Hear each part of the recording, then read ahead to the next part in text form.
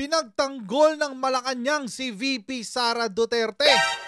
Legal daw ang mga pag-transfer ng pondo mula sa Office of the President doon sa opisina ng Vice Presidente. Yan. Ang problema, mga kotsero, merong iiyak na dalawang senador. For sure, may iiyak na dalawang senador dito. So ayan mga kutsero, pag-uusapan natin yan maya-mayang konti lamang. Pero bago natin gawin yan, as usual, mag-shoutout muna tayo sa mga kaibigan natin sa Sendwave! Kung kayo po ay nasa US, UK, Canada, Italy, France, Spain, Ireland, and Belgium, ay pwede na po ay magpadala ng inyong mga remittances sa Pilipinas nang wala pong remittance fee sa pamamagitan po ni Sendwave. Ang gagawin nyo lang ay i-download ang Sendwave app. Pagka-download nyo po ng app, pwede na po kayo gumawa ng inyong account. Ilagay nyo po inyong bank account details at pwede na po kayo magpadala sa GCash, cash pickup sa mga pawn shops at iba't ibang mga bangko sa Pilipinas. At kapag ginamit mo po ang promo code na Coach Jared, may makukuha pa kayong karagdagan $20 free credit. Ito pala. So ayan, gamitin na mo si Sendwave for all of your remittance needs. Alright. Medyo nagkamali ako ng pindot doon. Nalilito ako sa mga soundboard ko Anyway. Okay, game. Eto na nga. Kahapon, may mga drama-drama ang mga dalawang pink CPP. Ano yung drama nila? Eto, papakita ko sa inyo. Hocus Pocus sa pondo. Hontiveros slams OVP's illegal 125 million confidential fund from Office of the President. Ay, sure na sure siya si Risa Hontiveros. Illegal daw. Sure na sure siya. Oh, my goodness. Oh, panoorin natin. Alam nyo kasi mga kutsero, may pinanggalingang video yan. Sa hearing yan kahapon ng budget ng Office of the Vice President.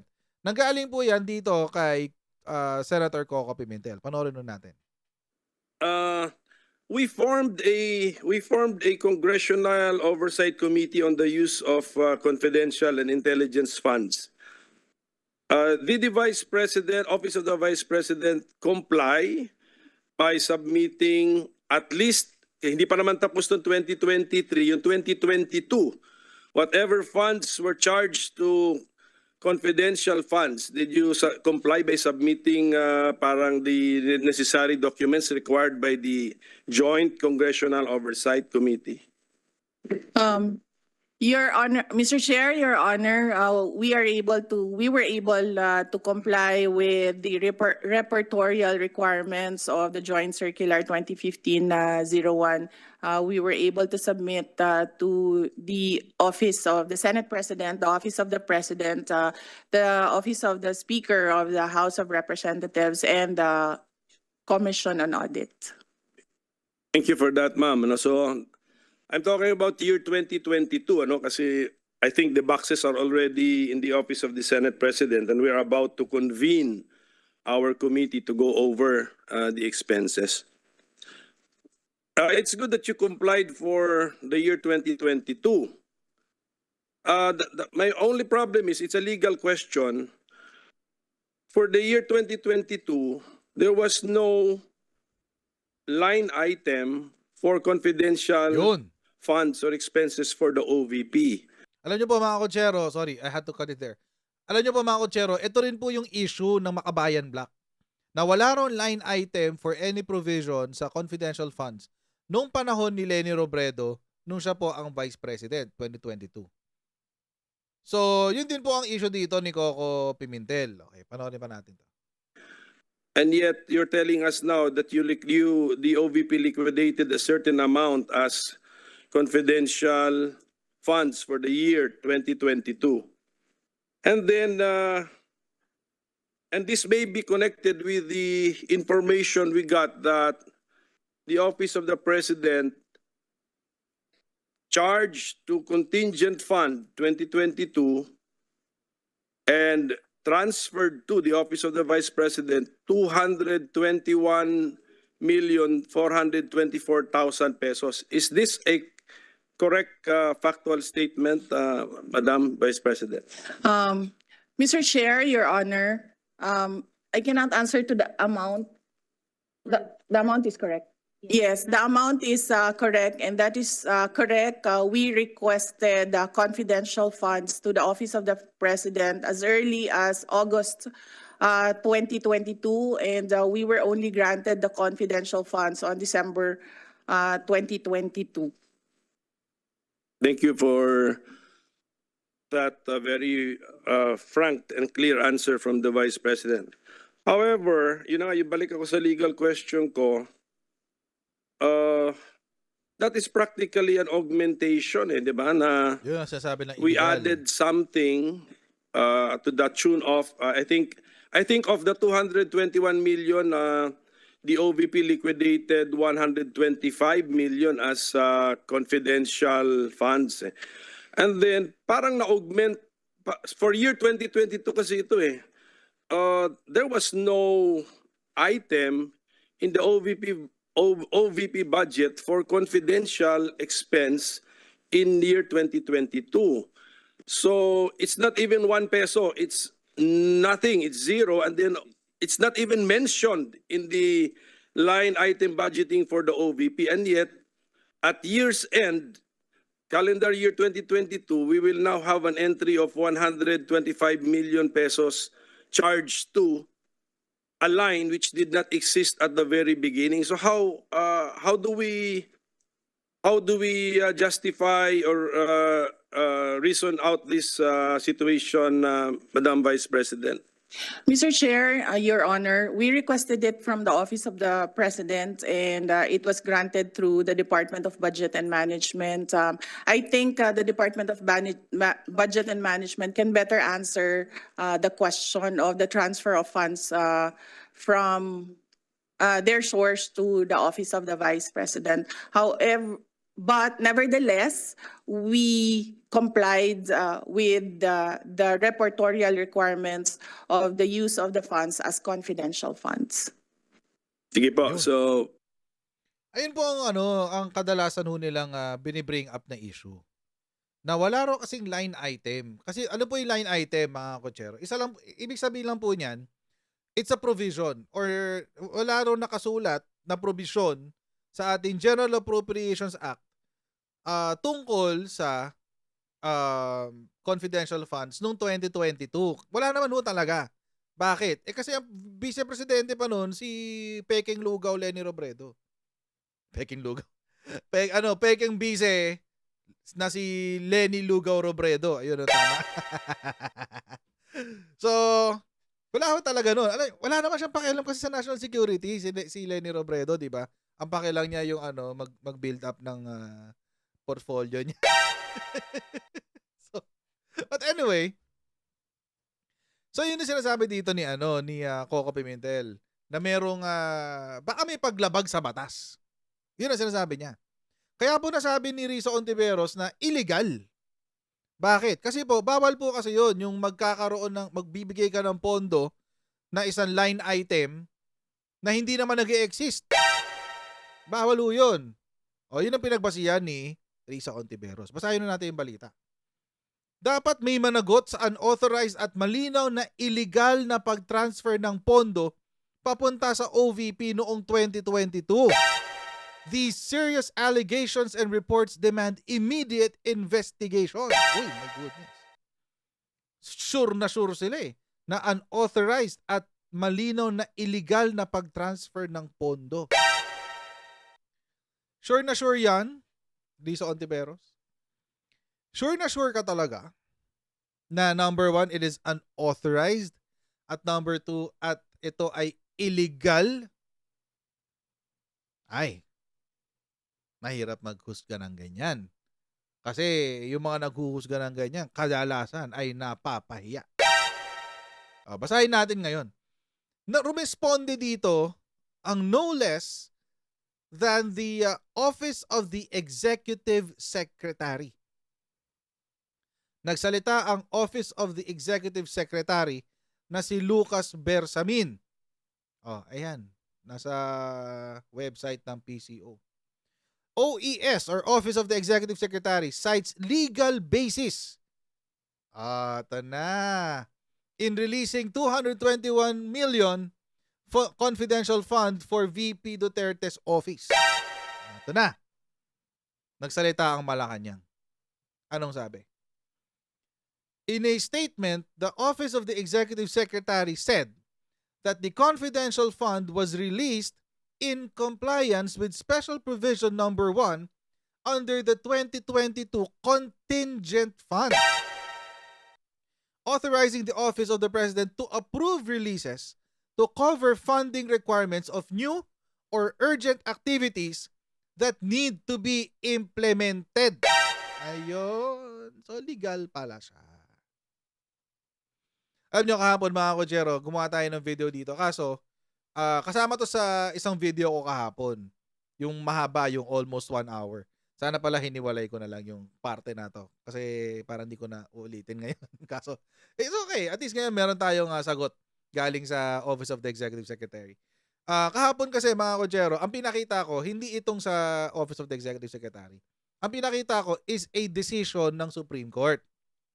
Decision po ng Supreme Court yung pinakita ko na ang contingent funds po ay legal. At ito po ay pwedeng gamitin ng Pangulo para ma-transfer. Saan po niya ito itinatransfer? Sa mga ahensya na kailangan ng bago at urgent na mga proyekto. Yan. Kaya nga daw siya contingent fund. Sabi ng Supreme Court.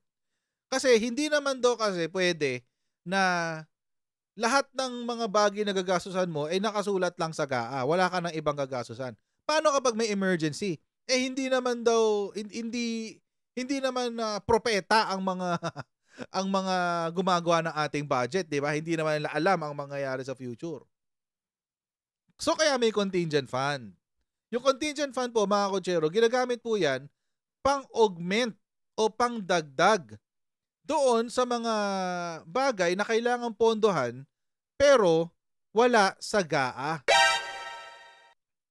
So sabi po ng Office of the Executive Secretary, the release was done pursuant to Special Provision Number 1 under Fiscal Year 2022 Contingent Fund. Under Special Provision Number 1, the President is authorized to approve release to cover funding requirements of new or urgent activities of the national government agencies, among others, that need to be implemented during the year. Ayan. Kasi ito pa, Vice President Sara, who was newly elected then, tama naman, bagong halalang si VP Sara noong 2022, needed funds for her new programs for the remaining period of 2022 kasi may 6 months pa eh. May 6 months pa, so kailangan niya ng pondo. Actually, sinabi rin naman niya dun sa hearing. August siya nag-request. Pero naibigay na kailan? December. The President supported this initiative and released the funds with favorable recommendation of DBM. So mga Kojero, apparently, number 1, ano sinabi ni Risa Ontiveros? Unauthorized? Mali, Risa Ontiveros. It is authorized by none other than the President himself. Presidente mo mismo ng Pilipinas ang nagbigay ng permiso para bigyan ng karagdagang budget ang Office of the Vice President. Pangalawa, authorized din ba ito ng Department of Budget and Management? Yes, it is authorized by the DBM as well. Gamit sa kanyang contingent funds. Saan yan? Saan ginamit yung 125 million? Dito medyo nagsalita ang OES. Ginamit po ang 125 million sa pagpapatayo ng mga satellite offices. Meron pong 10 na satellite offices ang Office of the Vice President. Kaso nga, syempre, dahil late na nga naipasok yung budget, karamihan po ng satellite offices ay nagbukas during the first quarter of 2023. Ganun lang ho talaga yun. It's just like that. Ganun lang yun nangyari. So, according to the Office of the Executive Secretary, the fund is chargeable against the fiscal year 2022 contingent funds. Naku, may iiyak dito. So, mga kutsero, so number 1, it's authorized. Number 2, hindi siya illegal. Hindi ho siya illegal. Nagtatanong si Coco Pimentel, ano ang legal basis nito? Well, number 1, yung Supreme Court decision. Number 2, itong sinabi ng Office of the Executive Secretary, yung special provision number 1 under the 2022 contingent funds. So it is legal. Legal pala. Legal. So pumalya si Risa Ontiveros. Pumalya si Coco Pimentel. Pumalya ang Makabayan Black. Sila yung makulit dyan sa ano na yan sa 125 million na yan. Paulit-ulit sila. Illegal yan, illegal. Yung nagsabi, yung Office of the Executive Secretary. Sino ba yung OES natin ngayon? Sino ba ang ating Executive Secretary ngayon? Si Lucas Bersamin. Si Lucas Bersamin po, mga kutsero, ay dating Supreme Court Chief Justice.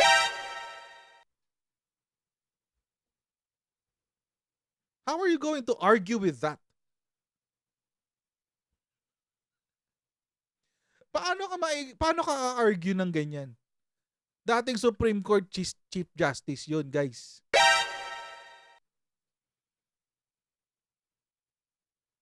Illegal? No, it isn't. Malinaw ho ang sinabi ng ating dating Chief Justice, now Executive Secretary, Lucas Bersamin. Malinaw ho ang kanyang sinabi. May legal basis? Mayroon. Tanong ng tanong si Coco Pimentel, may legal basis ba yan? Meron daw, sabi ng ating Chief Justice, dating Chief Justice, Lucas Bersamin. O si Makabayan Black, tsaka si Ontiveros, nagsasabi, hindi, illegal yung transfer kasi walang line item, walang provision sa 2022 GAA. Well, anong sinabi ng ating Office of the Executive Secretary? Kinuha yan sa Presidential Contingent Fund nga At may provision doon, provision number 1, special provision number 1 sa 2022 contingent fund na pwedeng magbaba o mag-transfer ng pera for new and urgent projects. Edi yun ang binigay ni Presidente. Ano kayo ngayon? Iyakan ulit. Ngal na lang ulit dyan, mga dalawang pig CPP at mga Makabayan Block. Dapat talaga sa inyo, hindi Makabayan itawag sa inyo Hindi ko, isipan ko pa yan. Pero dapat sa inyo, hindi Makabayan ang tawag. Panggulo talaga kayo, panggulo, sobra. Ayos-ayos ang tatrabaho ng mga tao, kayo, nanggugulo kayo, mga Diyos ko. Parang nakakulang, lumaki kayo sa ama. Laking yan. Anyway. So mga kutsero, hanggang dito na lang po muna tayo sa video na ito. Huwag niyo po kalimutan mag-like, share at subscribe sa ating Coach Jared YouTube channel. At meron din po tayong Facebook page. Paki-follow na rin po yung ating Facebook page. And ayun po mga kutsero, God bless you. Paki-share po ito sa inyong mga social media accounts mga kutsero para marami po makarinig ng ating pinag-uusapan dito sa ating channel. And I will see you in our next Coach Jared Live. Right, so bye everyone. See you next time. Bye.